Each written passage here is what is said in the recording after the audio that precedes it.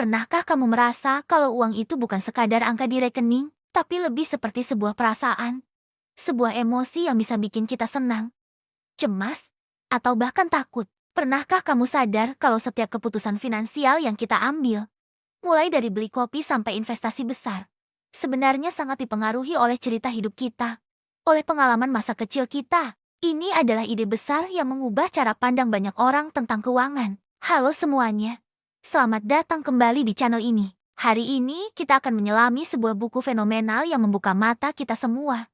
The Psychology of Money karya Morgan Housel. Buku ini bukan buku keuangan biasa yang penuh dengan grafik dan rumus rumit. Sebaliknya, buku ini mengajak kita untuk memahami sisi lain dari uang, yaitu sisi psikologisnya. Housel bilang, mengelola uang itu bukan soal seberapa pintar kamu, tapi soal bagaimana perilakumu. Dan itu adalah sebuah keahlian yang bisa dipelajari oleh siapa saja, termasuk kamu dan saya. Pelajaran pertama yang paling fundamental dari buku ini adalah setiap orang punya pengalaman unik dengan uang.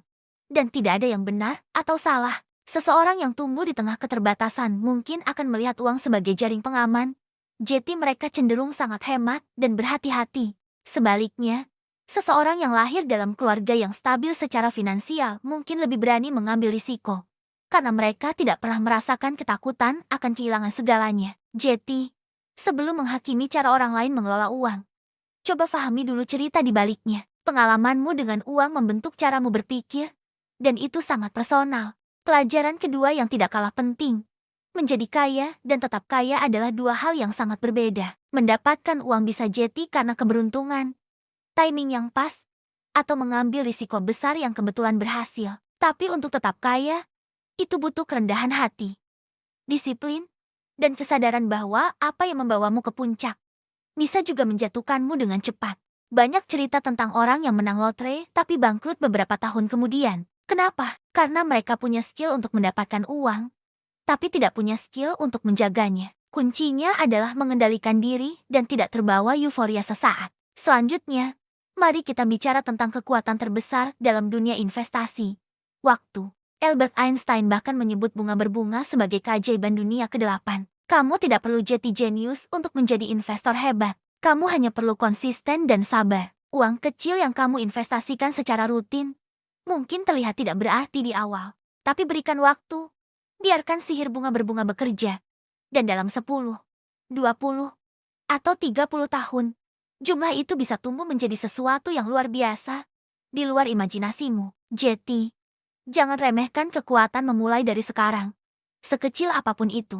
Pelajaran keempat ini mungkin yang paling sulit, yaitu belajar untuk merasa cukup. Di dunia yang serba terhubung ini, kita terus-menerus dibombardir dengan kehidupan orang lain yang tampak sempurna. Rumah lebih besar, mobil lebih mewah, liburan lebih eksotis. Godaan untuk terus mengejar itu sangat besar. Tapi bahayanya adalah, garis finishnya terus bergerak. Ketika kita terus membandingkan diri, kita tidak akan pernah merasa puas. Belajar berkata cukup adalah sebuah superpower. Ini bukan berarti berhenti berjuang, tapi tentang menghargai apa yang sudah kita miliki sambil terus bertumbuh dengan cara yang sehat. Dan pelajaran terakhir yang paling mendalam, uang adalah alat untuk membeli kebebasan.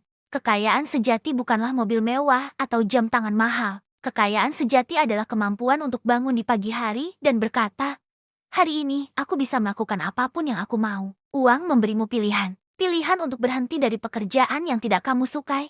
Pilihan untuk menghabiskan lebih banyak waktu dengan keluarga. Atau pilihan untuk mengejar passionmu tanpa khawatir soal tagihan. Itulah tujuan akhir dari mengelola uang dengan baik. Bukan untuk pamer, tapi untuk membangun hidup yang penuh makna sesuai dengan nilai-nilai yang kamu yakini. Jadi, intinya adalah, hubungan kita dengan uang itu jauh lebih dalam dari sekadar matematika. Ini tentang psikologi, perilaku, dan cerita hidup kita. Semoga obrolan kita hari ini bisa memberimu perspektif baru dalam melihat dan mengelola keuanganmu. Terima kasih banyak sudah menonton sampai akhir. Kalau kamu suka dengan konten seperti ini, jangan lupa untuk like, komen, dan subscribe ya, supaya kita bisa terus